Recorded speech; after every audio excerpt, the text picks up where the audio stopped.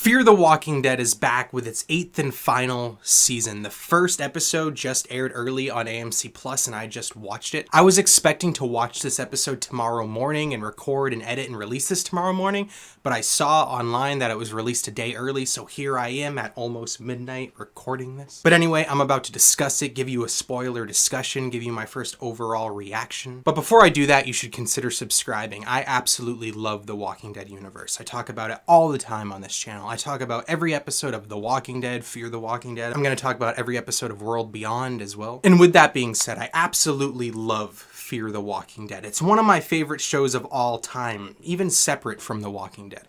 I'm not saying I like it more than The Walking Dead, I just love it on its own as well. I feel like I'm one of the few people who has stood by Fear the Walking Dead and has defended it even at its lowest points. Does it have its flaws? Oh yeah, absolutely. But I still love the show. And with that being said, I am so hyped for this final season. I didn't dislike the final season of The Walking Dead. I thought it was really, really enjoyable, but I'd be lying to you if I said that I wasn't at least a little disappointed with it in a lot of different aspects. And again, Fear the Walking Dead does have a lot of flaws, but I also truly, genuinely believe that it has the potential to be a more satisfying conclusion than The Walking Dead was, at least more specifically for its core cast members, its core characters. So I was so hyped watching this first episode, which was titled Remember What They Took From You.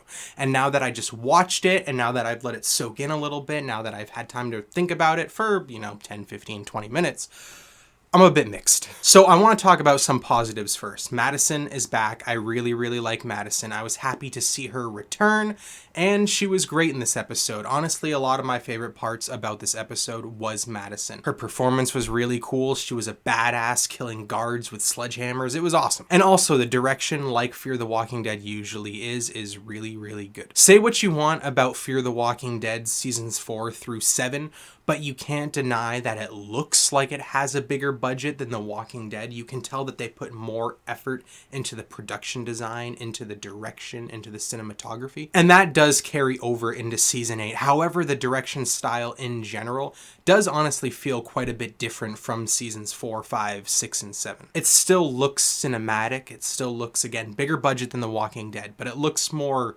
Blumhouse horror movie like. Honestly, if you told me that season 8 had different showrunners, it doesn't. I know it doesn't. But if you told me it did, I might believe you just based on how different the direction seemed. But anyway, let's get into some plot stuff. This isn't going to be a play-by-play. I'm not going to talk about every single thing. I'm just going to talk about some main things that I care about talking about. The vast majority of this episode is 7 years later. So Fear the Walking Dead is officially, for the most part, more or less caught up with the main Walking Dead timeline. And this is kind of surprising to me. It's jarring, and I'd be lying if I said it wasn't at least a little bit overwhelming, because I love this cast of characters. I love all the characters in Fear the Walking Dead.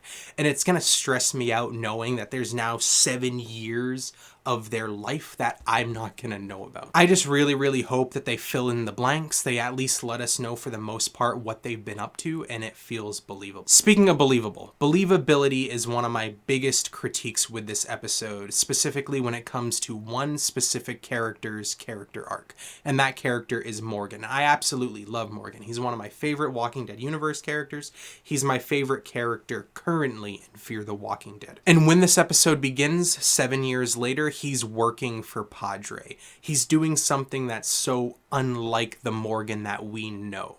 And I personally have a hard time believing that Morgan Jones would be doing what he's doing. Now, to be fair, they did kind of justify his actions. Yes, he's taking children and he's bringing them to Padre, but he did specify that he's only taking kids whose parents have died or kids whose parents give them up willingly. So he still has a code.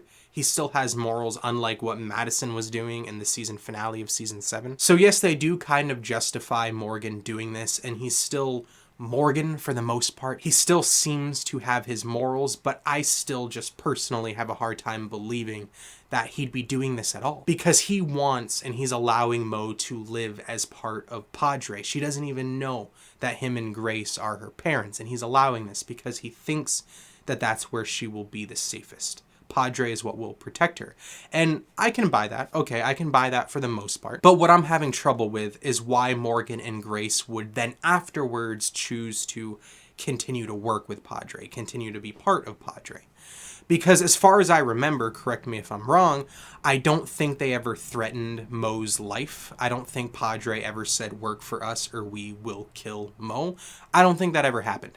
What I'm doing in my brain, what I'm trying to do to justify it, my own headcanon, is they're only doing this to like keep an eye on her from the distance, even if they claim they don't want to get too close, even if they claim it's not safe for them to know Morgan or Mo and be around Mo, they're still doing it to be as close as they can and to keep an eye on her from the outside, from a distance, getting close but not too close. And if that is what they're going for, I guess that's kind of believable, but I don't know. It's just a small little red flag. But I'm not going to complain. I'm not going to critique the whole narrative or the whole character arcs. I'm going to give this season the opportunity to play itself out, and then I'll judge it once I see all of it. But honestly, I don't have too much to talk about when it comes to this first episode. Madison had some really standout moments, and I'm really grateful for that. And it's kind of odd seeing Madison and Morgan essentially be polar opposites of how they were at the end of season 7.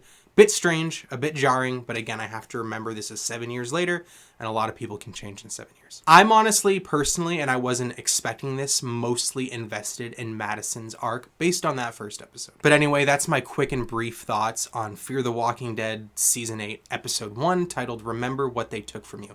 Have you watched it yet? Did you like it? Let me know in the comments. And once again, consider subscribing. I talk about everything about the Walking Dead universe on this page, but I also do TV show discussions, trailer reactions, movie discussions, and I talk about survival horror gaming. And Walking Dead Dead City is going to have an official full trailer come out within 24 hours of uploading this. So consider subscribing if you want to check that out. Anyway, thank you for watching, especially if you watched this far.